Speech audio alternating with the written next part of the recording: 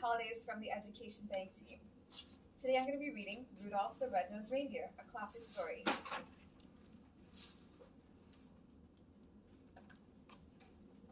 Way up at the North Pole, there's a special place called Christmastown. Families of reindeer live in cozy caves. Elves work at the factory, making presents for children. In Santa's castle, Mrs. Claus makes sure he eats plenty so that his holiday suit fits just right. Everyone loves living in Christmastown, except for the one year when the weather was so bad that Christmas was almost canceled. One spring, Donner, the lead reindeer who helped pull Santa's sleigh each Christmas, became a proud papa. He and his wife named their son Rudolph. Soon after little Rudolph was born, his tiny red nose began to glow. "Great bouncing icebergs!" exclaimed Santa when he saw this. If Rudolph's nose continued to glow, Santa said, he would never make the sleigh team when he grew up. Donner taught Rudolph all the things a young reindeer needed to know, especially to beware of the abominable snow monster. All the while, he hid Rudolph's nose under a cover and hoped it would someday stop glowing. As the months went by, the elves were busy making Christmas toys. All the elves loved their work, except for one. Hermie just didn't have a knack for toy making. Maybe that's because he dreamed of becoming a dentist one day. This made him feel like a misfit among his fellow elves. Rudolph felt like a misfit too. He didn't like the nose cover he had to wear. Without it, his nose glowed as brightly as ever, but Donner was determined to keep that a secret. On the day of the annual Reindeer Games, Rudolph met Clarice, a pretty young doe.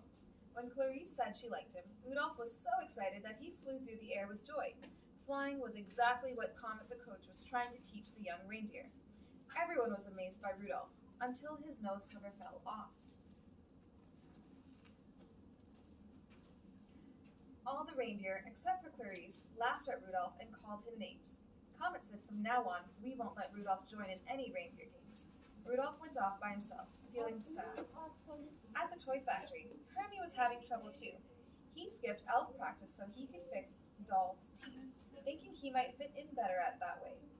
When the foreman found out, he yelled, "Come to elf practice and learn to wiggle your ears and chuckle warmly and do important stuff like that, or you'll never fit in."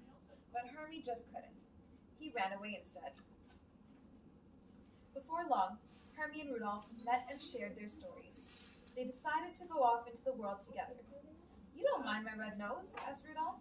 "Not if you don't mind my being a dentist," replied Hermie. "It's a deal," said Rudolph.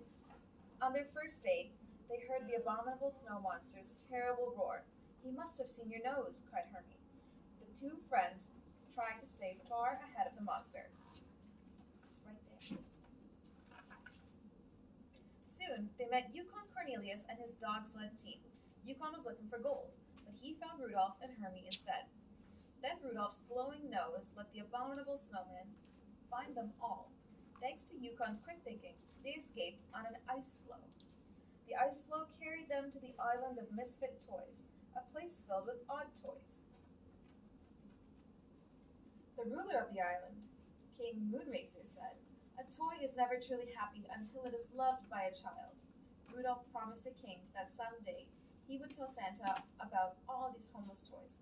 Maybe Santa would include them in his Christmas deliveries to children around the world. Rudolph asked King Moonracer if he and his friends would stay on the island of misfit toys. "This island is not for living things," said the king. "It's only for misfit toys." "How do you like that?" said Yukon. "Even among misfits, we're misfits." The king let the friends rest overnight before they moved on. When Hermie and Yukon were asleep, Rudolph slipped away, knowing his nose would put them in constant danger with the abominable snow monster. He didn't want to be the cause of any harm to his friends. The abominable snow monster did indeed find Rudolph because of his glowing nose. He chased the young reindeer everywhere. During that time, Rudolph grew up. One day, he realized it was time to go home. Meanwhile, Rudolph's parents and Clarice had been out looking for him ever since he left. It was now 2 days before Christmas Eve, and Santa told Rudolph that without Donner, he'd never be able to get his sleigh off the ground. Rudolph was determined to find his parents and Clarice. As he began to look for them, the storm of all storms hit. Big snowflakes fell, making it hard to see. Rudolph had an idea where his parents and Clarice were, in the cave of the abominable snow monster. He made his way there despite the storm and found Clarice in the monster's clutches. "Put her down," Rudolph cried. The abominable snow monster did, and went after Rudolph instead. Yukon and Hermie, who had been searching for their friend, arrived at the cave just in time. Quickly, they lured the monster outside and knocked him out with a big rock. Then, Hermie removed all of the monster's teeth. Finally, Hermie got to be a dentist. When the abominable snow monster woke up, Yukon pushed him back and back and back until the monster Yukon and his dogs all slipped over the edge of a cliff. Rudolph and his friends and family were heartbroken when they returned to Christmastown.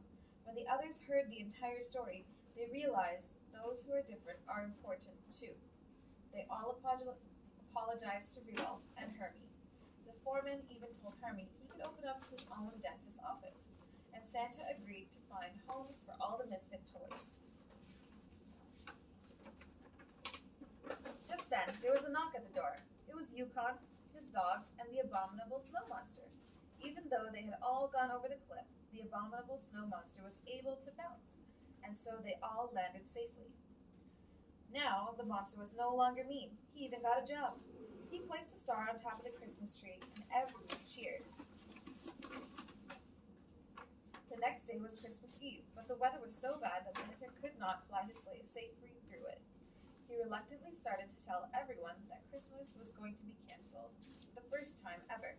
But then he realized there was a way through the storm after all. "Rudolph," Santa said, "you and that wonderful nose of yours. That nose can cut through the murkiest storm. Rudolph, with your nose so bright, won't you guide my sleigh tonight?" Rudolph replied, "It would be an honor, sir."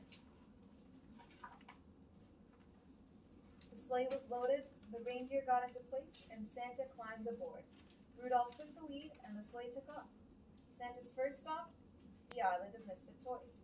Everyone had an extra Merry Christmas that year, and Rudolph went down in history as the greatest reindeer of all time. And that's the end.